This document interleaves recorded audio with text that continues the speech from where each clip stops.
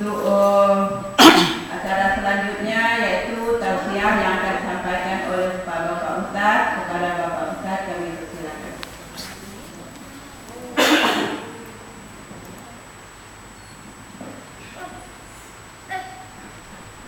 Assalamualaikum warahmatullahi wabarakatuh. Waalaikumsalam warahmatullahi wabarakatuh. Nasyukurullaha syukran katsiran bi khalaqatil hamdalah ala hidayatihi wa taufiqihi alladzi nahnu na'isu bihi.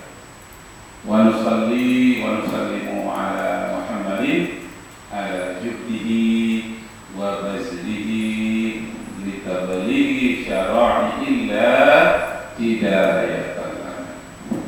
Ibu-ibu yang saya hormati, Rasulullah Sallallahu Alaihi Wasallam menyatakan salasun munjiyat, ada 3 perkara yang akan menyelamatkan kita di dunia ini. Jadi kalau yang 3 ini bisa kita teguh, kita akan selamat. Sebaliknya, kalau kita lalai, kalau kita lupakan, kita tidak akan selamat. Apa dia itu? Salasun munjiyat, 3 yang akan menyelamatkan. Yang pertama, khasyatullah ta'ala fis sirri wal alaniyah. Pertama, harus merasa diawasi oleh Allah ketika kita sedang sendirian dan kita sedang ramai-ramai. Ada seorang ibu di tempat lain, kalau sedang sendiri, Ustaz, saya sangat kuat takut kepada Allah. Tapi kalau ramai-ramai, kadang-kadang lupa kepada Allah, katanya. Tapi ada pula yang kebalikan, kalau dia sedang ramai-ramai, ingat kepada Allah. Ketika dia sendiri, lupa. Itu tidak baik. Yang baik itu dua-duanya. Ketika kita sedang sendiri, kita merasa diawasi oleh Allah. Ketika sedang ramai-ramai, juga merasa diawasi oleh Allah. Lalu saya tanya kepada ibu yang waktu ramai-ramai kok bisa lupa kepada Allah? Bagaimana, Bu? Itu waktu orang meralek, Ustaz. Pernah ada nyanyi-nyanyi pakai band, ramai-ramai, lupa dia habis waktu asar. Dia mengipas pengantin, dan pengantin yang dikipas itu pun ikut dia sholat. Nah, kenapa? Karena sedang ramai. Kalau sedang banyak, nanti pengantinnya mundur ke belakang, tukang kipasnya juga mundur, nanti kecewa katanya orang tidak bisa bersalaman sampai habis waktu asar. Coba bayangkan. Ibu-ibu baru saja pengantin baru, pertemuan pertamanya sudah diawali dengan tidak sholat. Karena itu pengantin baru itu harus dibisikkan oleh ibu-ibu yang tukang kipas, yang tukang masak. Kadang-kadang tukang masaknya pun ikut pelatihan tidak sholat. Lagi ramainya orang mengadakan cenderia. Yang penjaga tendanya pun kadang-kadang yang kita nyebut kamu ikut sudah tidak sholat. Nah, jangan sampai terjadi seperti itu. Jadi kalau ada anak kita, ponakan kita yang menikah, sampai waktu asar bisikan sama dia. Permisi, diberitahu kepada tamu yang sedang mau salaman, permisi ya, ini kami mau sholat dulu. Mengerti Pak tamu, ya kan? Nanti dia sedang pergi sholat, datang orang, mana pengantinnya? Pengantinnya pergi duduk sholat, apa bagus. Kenapa? Dia sudah menunjukkan keislamannya. Jangan diawali pertemuan pertamanya dengan tidak sholat. Nah, kita lah yang harus mengingatkan. Nah, itu dalam hadis tadi. Kamu merasa diawasi Allah ketika sedang ramai-ramai dan ketika sedang sendirian. Bahasa Arabnya khasyatullah ta'ala fis sirri wal alaniyah. Kemudian begitu hormat, kadang-kadang waktu ramai-ramai itu orang pesta, banyaknya rumah sholat, itu itu kadang-kadang ada pula yang mubazir, jalan ditutup gara-gara kepentingan keluarga, kepentingan pribadi, kepentingan umum terzalimi atau terhindar gitu ya. Jadi waktu hari Minggu kita mau lewat jalan ini, jalan itu tutup, tutup ada orang nikah, lewat di jalan sana, sampai di sana tutup lagi, ada pula pengantin baru di sana, belok kita tutup lagi. Wah, kemana kita mau lewat lagi? Kenapa? Ada jalan sampai ditutup orang mengadakan perhelatan pernikahan karena dia mengatakan besar-besar. Padahal Nabi mengatakan aulim bisatin, artinya mengadakan pesta pernikahan itu boleh dengan seekor kambing. Kalau seekor kambing itu orangnya sekitar 30 orang, 40 orang lah. Tapi kalau kita pun tidak banyak-banyak, kenapa? Malu orang berada, orang hebat, segala macam. Nah, ujung-ujungnya nanti kepada ria. Nah, begitu. Agama mengajarkan kepada kita tidak boleh berlebih-lebihan, sedang supaya kita bisa ingat kepada Allah. Kalau besar-besaran itu perhelatannya, kadang-kadang itu dia mengharapkan dari amplop orang yang datang itu mengharapkan banyak, tahu-tahu sedikit, kecewa dia, hilanglah keikhlasannya. Padahal niatkanlah hidangan itu untuk sedekah. Apalagi yang diundang kadang-kadang orang kaya, orang kaya supaya lebih banyak sumbangannya. Padahal seharusnya yang menurut ajaran agama adalah orang yang di sekitar keliling rumah kita saja. Itu yang wajibnya. Nah, kalau kita kan tidak buat undangan, pokoknya kekejaran kemana-mana sudut, belok kiri, belok kanan, kiri lagi, belok kiri kanan lagi, baru sampai. Sunnah Nabi tidak begitu. Sunnah Nabi adalah orang sekitar keliling kita. Tujuannya apa? Tujuannya supaya kalau orang ini berjalan berdua, pengantin baru tidak akan ditangkap oleh orang-orang atau masyarakat sekitarnya. Kenapa? Karena dia telah menyaksikan bahwa memang dia telah menikah. Nah, itu hikmahnya kenapa orang yang terdekat. Apakah dia kaya atau miskin? Kalau orang jauh-jauh, apa tahunya dia? Nah, ini yang sederhana. Tapi kalau memang punya niat besar, purpose besar, tidak apa-apa bawa orang luar. Tapi agama mengajarkan sederhana. Dalam hadis Nabi dikatakan mudahkanlah pernikahan dan murahkanlah maharnya. Sebaik-baik wanita, kata hadis Rasulullah, yang solihah orangnya, murah maharnya. Mudahkan pernikahan, dipersulit perceraian. Kalau tidak dimudahkan pernikahan, akan banyak terjadi pergaulan bebas. Karena itu dimudahkan. Jangan banyak-banyak syarat. Begitu menurut ajaran agama kita. Yang penting intinya, nah dalam keadaan ramai-ramai itu bukan saja acara pernikahan, juga acara-acara yang lain-lain begitu ya. Nah, yang orang ramai, tetap kita berbisi untuk sholat. Jangan sampai meninggalkan sholat. Ada lagi yang paling aneh kadang-kadang acara MTQ, ibu-ibu. Acara MTQ itu mengagungkan Al-Quran. Al-Quran menyuruh sholat. Dia hanya mendengarkan seni Al-Quran, tapi kadang-kadang dia meninggalkan sholat. Nah, ini kembali kenapa acara? Inilah tim dari siapa? Kameraman, sampai sore. Inilah tim dari rokat dulu. Ini tim dari ramai putar di lapangan. Nah, ada di antaranya yang terbaik meninggalkan sholat. Nah, jangan demikian. Di sini mengingatkan kita haruslah wasiatullah Ta'ala fisirri wal alaniyah, senantiasa merasa diawasi oleh Allah dalam keadaan kita sendiri, dalam keadaan ramai-ramai. Nah, yang kedua, orang yang selamat itu adalah al-qasdu fil faqri wal ghina. Ini hadis sahih riwayat Bukhari dan Muslim. Qasdu itu menampilkan hidup sederhana. Al-qasdu fil fakhri wal ghina. Kita menampilkan hidup sederhana ketika kita tidak beruang dan ketika kita beruang. Beruang penglihatan beruang ya, banyak uang. Kita sedikit uang, tampilan juga hidup sederhana. Ketika melimpah uang banyak, tampilan juga hidup sederhana.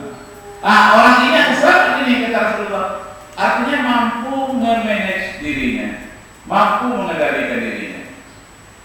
Ketika uangnya banyak, dia bisa menyimpan. Kenapa? Kan suatu saat dia ada kekurangan, dia kendalikan dirinya. Waktu uangnya sedikit, tetap dia berusaha sederhana, tidak terlalu dikit-dikit dan tidak pula dia menjadi pelit, tetapi dia menampilkan hidup sederhana.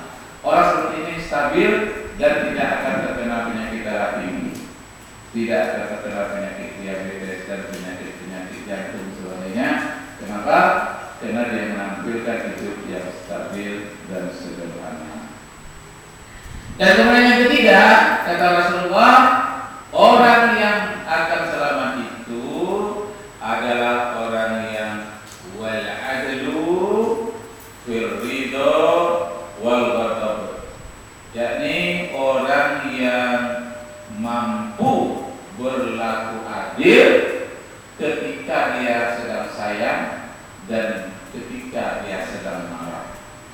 Ketika dia sayang tidak berlebihan melihatkan rasa sayangnya. Ketika dia sedang marah tidak pula sampai berlebihan marahnya. Ya, tidak sampai membanting-banting ya. Ini ada orang kadang kalau sudah marah dekatnya ada piring, jadi piring terbang. Misalkan piring terbang yang ada di saudara itu ya, karena dia sedang mencuci piring, marah, terbang piringnya. Itu namanya tidak bisa al-adlu fil ridha wal ghadab. Bisa berlaku stabil emosinya ketika dia sedang sayang dan ketika dia sedang emosi. Kalau tiga hal ini bisa kita kendalikan, maka kita termasuk orang yang selamat. Jadi kunci dari kehidupan ini adalah keseimbangan. Kenapa manusia sakit? Karena tidak seimbang antara keperluan jasmaninya dengan rohaninya, antara bekerjanya dengan istirahatnya tidak seimbang, maka dia bisa sakit. Antara dia harus bekerja dengan istirahat tidak seimbang, antara dia harus bangun dengan harus tidur tidak seimbang. Sesuatu yang tidak seimbang akan menyebabkan jadi sakit. Kalau kita naik Honda, naik roda dua, naik sepeda, kalau tidak seimbang apa yang terjadi? Tumbangnya jatuh. Jadi seimbang, perlu seimbang. Nah, itulah yang kita doakan di dalam sholat, seimbang antara dunia dan akhirat. Rabbana atina fid dunya hasanah. Ya Allah, jadikanlah hidup ini seimbang, baik di dunia. Wa fil akhirati hasanah, di akhirat juga baik. Jadi seimbang dunia dan akhirat.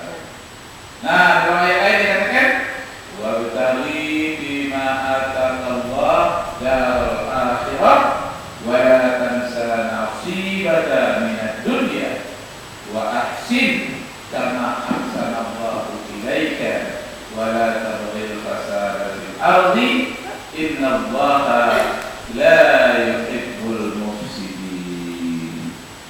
Carilah apa yang akan membahagiakan kamu besok untuk hari akhirat dengan tidak melupakan kebahagiaan di dunia dan berbuat baiklah di muka bumi.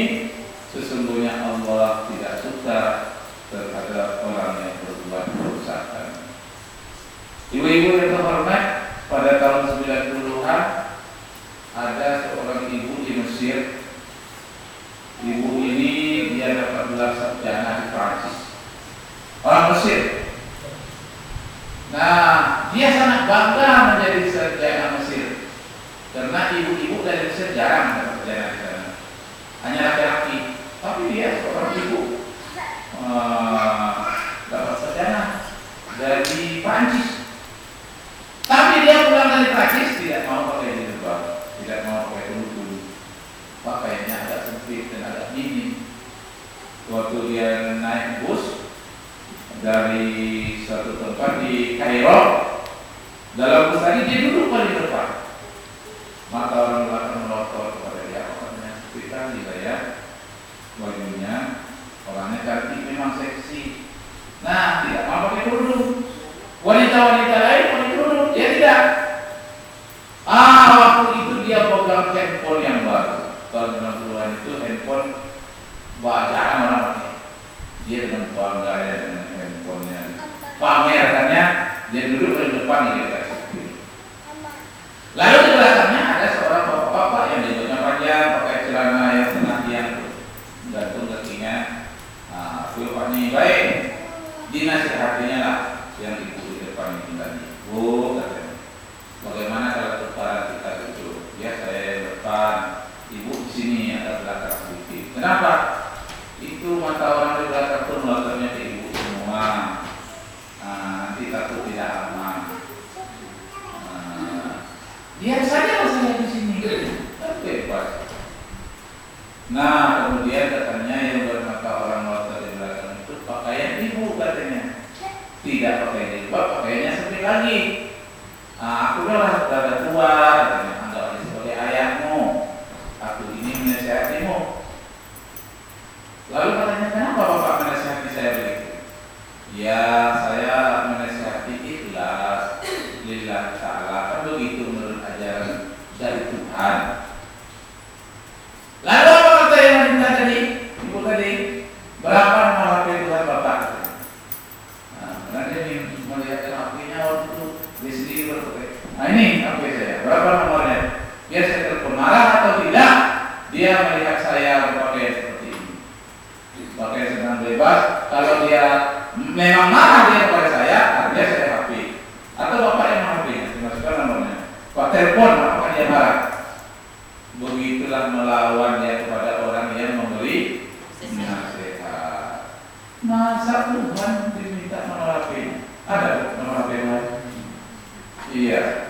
Nah, dimintanya berapa nomor telepon Tuhan itu katanya? Dia bertelepon, apakah dia marah atau tidak? Kalau katanya marah, nanti belum itu belakang bapak di depan. Kata orang tua tadi, bapak hanya menasihatimu, bapak merasa lebih tua. Dengar. Katanya Tuhan tidak marah dengan pakaian saya seperti ini. Ini kebebasan memang untuk manusia. Kalau memang Tuhan itu marah dia dengan pakaian saya seperti ini, coba bilang sama Tuhan bapak itu matikan saya sekarang juga. Kalau dia mampu mematikan saya sekarang juga dengan bapak itu, berarti dia benar. Tapi kalau namanya saya tidak mati tidak apa-apa nanti, iya berarti dia tidak marah kepada saya. Nah, justru dia orang-orang mengantuk dalam bis tadi. Karena panas ya di Mesir. Sedangkan debu itu kenanya debu yang naik, pasir-pasir halus itu naik. Begitu angin kuat begitu kencang. Karena tidak ada pohon-pohon yang menghalangi angin berputar-putar di Timur Tengah. Nah, jadi apa yang terjadi, Ibu? Yang terjadi ialah ketika orang mengantuk semuanya tertidur, yang ibu di depan tadi juga ikut tertidur. Wanita muda ya, ketika dia tertidur, sampailah ke terminal di Kairo. Apa kata supir? Ayo bapak ibu sudah sampai semuanya di pelabuhan di terminal Kairo. Silakan untuk turun sampai kita ke Mahathir. Pasalnya terminal itu Mahathir. Ya, orang yang berkata di belakang semuanya, ayo kita sudah sampai. Semuanya terbangun. Yang wanita tadi menunggu, sudah sampai. Malah tidak bangun-bangun dia. Bangun lagi. Tidak bangun juga. Rupanya dia betul-betul meninggal dunia. Inna lillahi wa inna ilaihi raji'un. Jangan-jangan bapak yang berjenggot menanggulnya itu tadi malaikat. Sudah itu hilang bapak. Ya. Hilang, tidak tahu. Supir tadi tidak tahu. Mana bapak tadi tidak tahu. Yang negur dia itu. Mungkin malaikat mau mungkin ya. Pokoknya ini ajalmu sudah dekat, kamu kok tak mau ditegurnya yang baik. Jadi dia tahu rupanya ajal itu datang tidak menunggu orang sakit. Sehat-sehat saja pun tinggal, nggak ada sempat, nggak ada apa-apa. Nah, hanya waktunya saja sampai. Nah, karena itu apabila orang menasehati kita, dengar baik-baik. Jangan-jangan nasihat yang kita terima itu adalah merupakan nasihat yang terakhir. Kita tidak tahu. Nah, jadi yang kita nasihat itu memang itu rupanya nasihat yang terakhir. Rupanya dia tidak mau mendengarkan karena dia merasa masih muda, masih sehat, masih mau bergaya dengan pakainya, dengan model pakaiannya. Rupanya kata malaikat maut, iza ja'at ajaluhum la yastakhiruna sa'atan wa la yastaqdimun. Apabila ajal itu datang, tidak akan dicepatkan oleh Allah, tidak akan pula dilambatkan. Sampai waktunya, tak peduli apapun, umur berapapun, sampai waktunya dicabutlah nyawanya oleh Allah. Maka orang itu disebut sampai ajalnya. Jadi kalau ada orang sakit belum meninggal, hanya penyebab saja. Tapi bisa kan? Pasti bos? Bisa. Kalau kita teman sekarang, kalau sampai duduk saja, langsung pergi untuk selamanya. Nah, karena itu Bapak Ibu hormat, kita dalam perjalanan, mulai berjalan, kita baca doa ya. Di dalam kendaraan kita baca Bismillahirrahmanirrahim wal mursalat inna rabbi ghafurur rahim. Kenapa? Kalau nanti jatuh dalam kendaraan meninggal, kita berada dalam lindungan Allah. Lalu tertidur kita dalam kendaraan, kita baca apa doa mau tidur? Jangan mau tidur malam saja, tidur siang pun baca doa juga. Apa doa? Bismillahirrahmanirrahim. Ahya wa amutu. Itu kalau diartikan itu luar biasa. Kita pahami.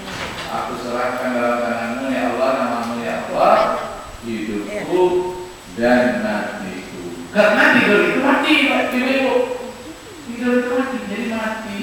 Manusia itu mati sementara dalam tidur.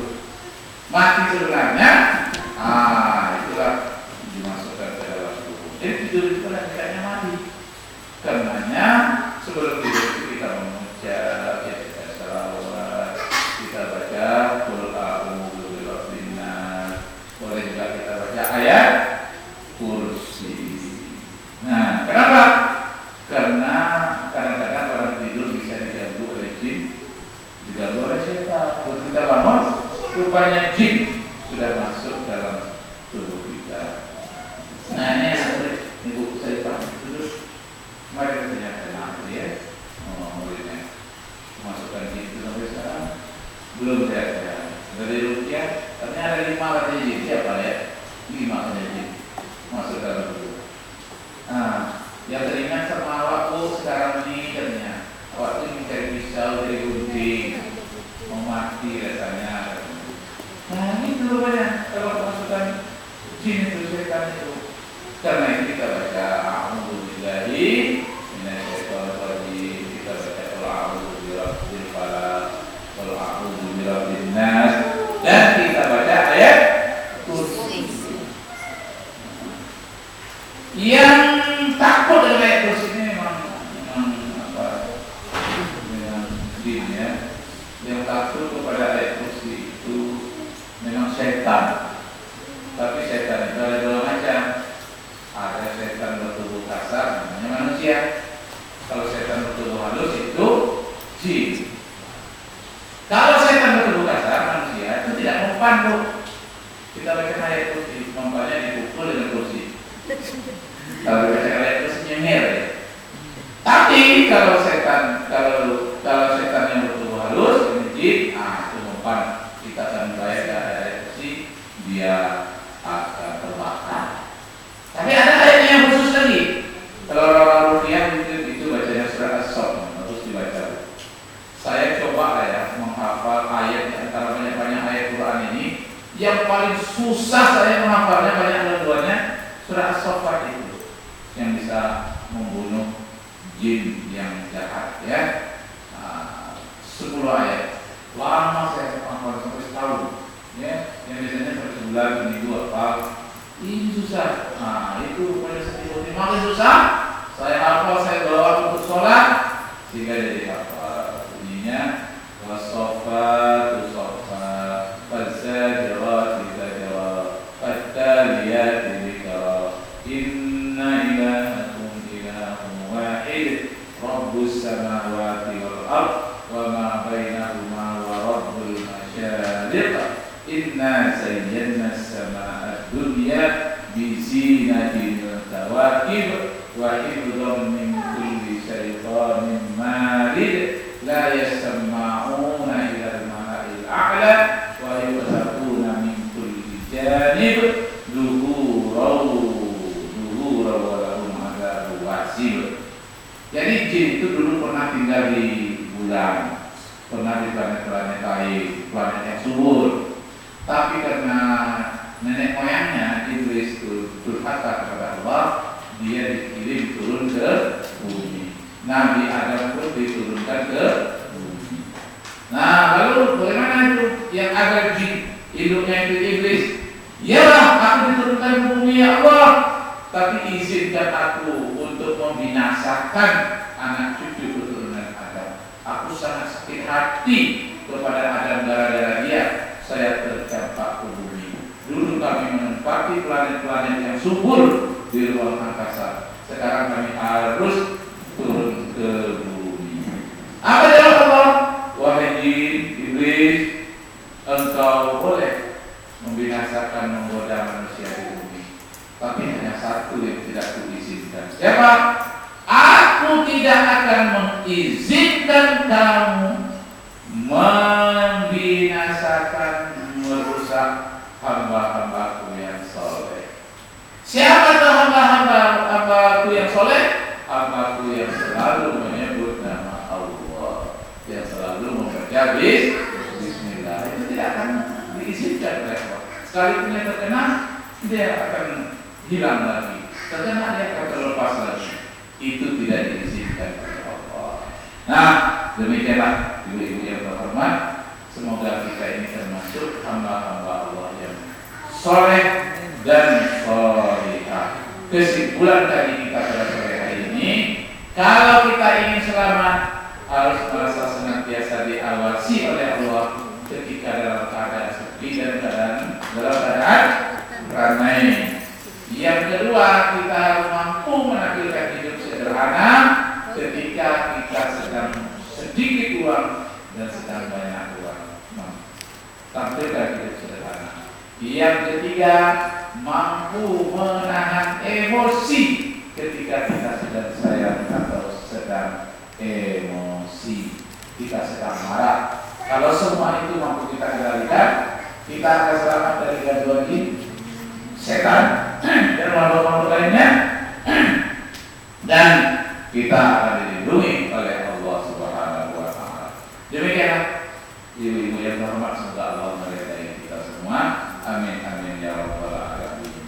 Wabillahi taufiq wal hidayah. Wassalamualaikum warahmatullahi wabarakatuh. Waalaikumsalam warahmatullahi wabarakatuh.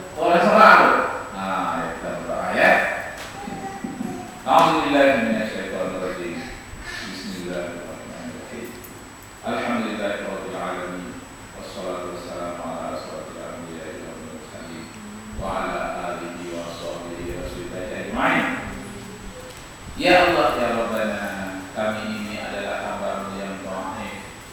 Bisa saja kami ini digoda oleh jin dan syaitan, akan tetapi perlindungan-Mu lebih kuat dan lebih hebat. Karena itu ya Allah, lindungilah kami, Engkaulah sebaik-baik pelindung.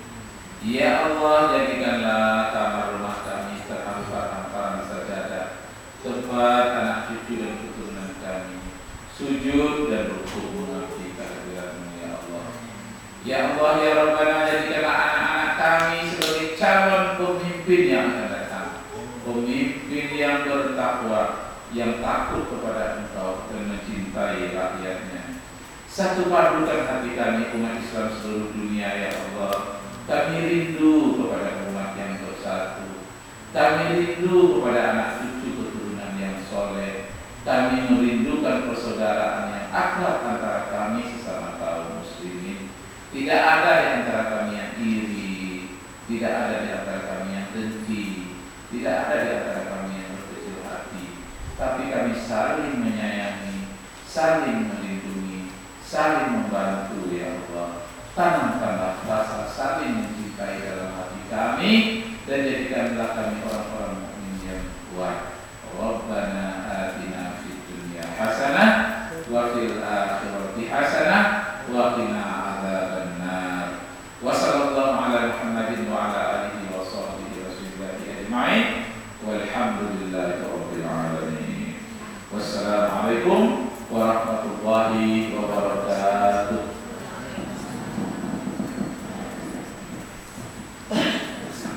Terima kasih kami ucapkan kepada Pak Ustadz yang telah memberikan tausiah panjang lebar, sangat berarti kepada kita semuanya.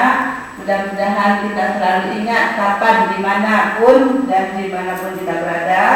Seperti yang kata beliau tadi, apakah kita sendiri atau sedang ramai-ramai, kita selalu ingat kepada Allah Subhanahu Wa Taala. Kemudian juga kita bisa mengendalikan diri, apakah kita dalam keadaan masih banyak uang atau dalam keadaan tidak punya uang, kita bisa tenang terus selalu.